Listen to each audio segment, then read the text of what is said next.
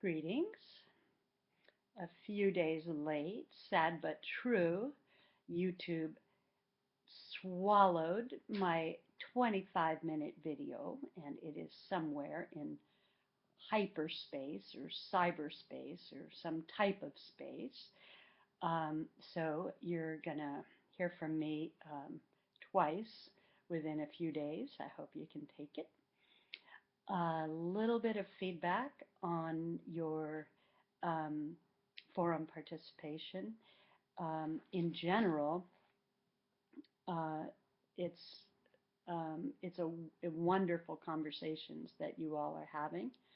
Um, some people are exceeding the expectation of actively participating with 3 well-developed posts and making sure your posts are grounded in the professional literature and your own lived experience. Um, if you are among those who have not been consistently participating, this would be the time to get on it. Um, so, but in general, um, I think if you think back, you can also see the huge amount of development from forum discussions in the fall to the discussions you're having now. This is really entering the scholar realm, um, um, and it's just delightful to observe. Um, and along those lines, in your postings in week 6, you have the best critical analysis yet of any forums. Um, and you're also so generous in sharing your stories and responding to one another's stories. Um, you're doing a great job of describing your own perspectives, but at the same time acknowledging that there are multiple perspectives. You're doing really well at interweaving your own lived experience also with the professional literature, and that's awesome. Um, let's think together about emerging adulthood for a moment. Um, as the discussion unfolded, you did critique the concept and described the extent to which it actually fit with your own lived experience. Um, and you also picked up on the generalizations that are more representative of the master narrative um, and those that fit into it. For example, when Arnett says, here's a quote from him, most young people wait until they have finished school before thinking about marriage and parenthood. Um, so what young people is he talking about? And who is he leaving out? And then he talks about deciding on a career. Well, um, the way he talks about it, he invisibilizes people who don't have that luxury, who have to right away work to support their families, um, or people who don't have documents, who um, uh, have to, do sort of under the table labor that um, that is very poorly rewarded, no matter what their work or their profession was in the countries where they came from. Um, it invisibilizes people who are struggling just to live day to day. People who, because of their um, uh, uh, so social and economically stressed um, lives, um, uh, don't really see into the future, are only focused on, on the immediate. If you don't have hope for a future, how can you plan a career? Um, so, um, and also there's the issue that most people, um, uh, I, let me put it this way, uh, it's no longer realistic to think about what are you going to do with your when you grow up, or what is your career going to be, because most people have multiple jobs during their adulthood in the current society. So that is also a um, a master narrative um, anachronism. Um, One interesting thing that permeated the discussion um, um, and that nobody critiqued was this idea of the of decisions of emerging adults as being independent, um, and and that's very interesting because we've had a lot of discussion about um, the myth of the rugged individual as being part of the master narrative that is really not um, realistic, and it's really not representative of most people in the world. So be aware of when that master narrative creeps into your brain, and that, as it did in this discussion, for example, when several people were talking about how young people have to independently um, make their decisions about their careers. Um, the issue of what characterizes a successful transition into adulthood, um, uh, there is a very important distinction that you have to understand as a professional helper. And that's the distinction between societal standards and and personally constructed identity.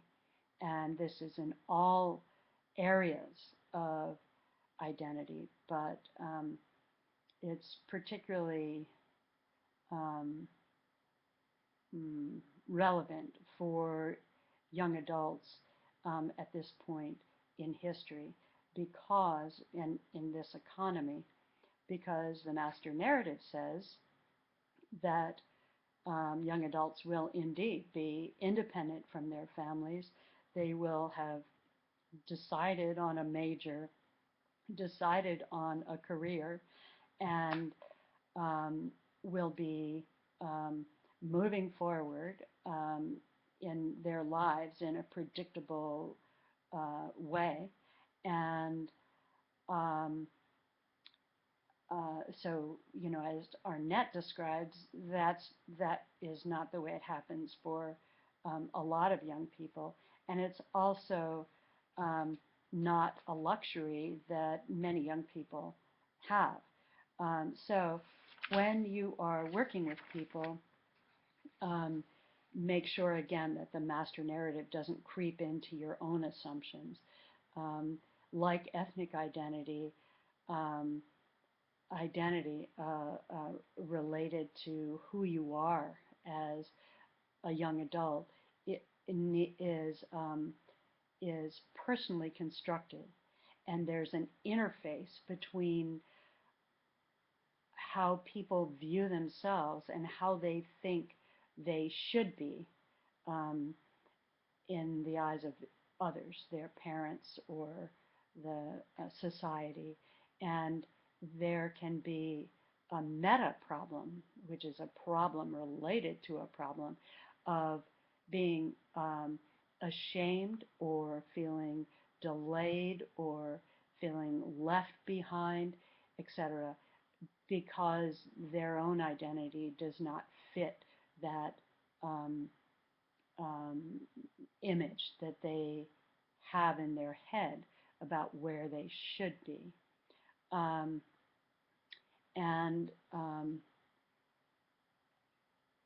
by the same token, it's very important as professional helpers that you be an astute critic of, or astutely critique the professional literature, because many people, like Arnett, for example, um, base their theories and their ideas and the questions they ask and their interpretation of data um, on assumptions that are um, that come straight from the master narrative, that are not realistic for many people. Um, an example, Ryan was saying, okay, I don't plan to get married. Does that mean that, there's something wrong with me? Um, uh, if you're if you're different in any way, it sets up a um, in a tension between societal expectations of who you are and how you perceive yourself. And part of your mission with people is to affirm who they are and to help allay their concerns about the gap between who they are and who um, they perceive others to expect them to be. Sorry about that convoluted sentence. Um, so, for example, there's a bad rap that young um, young solo parents get, and all kinds of things that are blamed on young solo parents, mostly mothers, that their kids will live in poverty and all kinds of bad things will happen. Well, that's simply not true for a lot of young families, and and some of those biases also crept into your conversation. Kids do not need two parents. They do not need straight parents. They um, do not need anything in particular. What they need is um, a a loving, nurturing environment in which to grow, and that can take many forms. So you may have come from a two-parent household, for example, and you may think that's important, but don't assume that that's important for your client, because it may not be. Um, the same thing is true of young people who stay with their families. That could be happening for many reasons, not only because they are emerging adults and are trying to find themselves, or not only because it doesn't mean that they're irresponsible. Maybe they're supporting their family. Maybe they're saving for school or a house. Maybe they're finishing school. So, yeah, don't get any on you. Make sure that those um, uh, those assumptions that you've been maybe um, breathing in all your life, make sure those don't creep into your assessment of people. Um, in a similar way, so it's true, the research says that strong family and peer relationships, higher socioeconomic status, and good emotional regulation assist in creating a healthy adult identity. Right, those are protective factors. But as we know, risk factors can turn into protective factors um, later on. And in the absence of any of those things, one adult, for example, that believes in a young person and um, uh, and continues to nurture them, whether that adult is related to them or not, that one person, could be you, makes all the difference in many people's lives. Um, um, it's wonderful the way that you were talking, Caleb. You brought up the issue of the importance of putting meaning to one's past, um, and being able to talk about your past, and that being an important part of a successful transition to adulthood. To adulthood. That, by a way, can't talk today. That, by the way, is a basic tenet of narrative therapy and is important at any life stage. Another point in life when um, that is very much the focus is in late adulthood. Um, and in the literature, when that happens in late adulthood, it's called life review. Yvonne, you pointed out the importance of a search for a personal ethos, belief system, and values. Um, and once you find those, that being very helpful um, to transitioning, and that's very true. And it's also true that physically and psychologically um, accepting yourself is very important. Um, but all of these things are lifelong um, projects.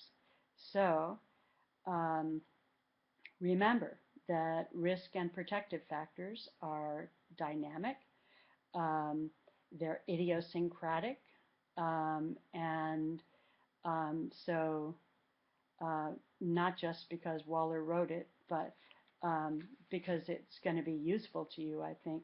Um, I would keep that resilience article under your pillow um, so that it informs your assessments of people as they come to you.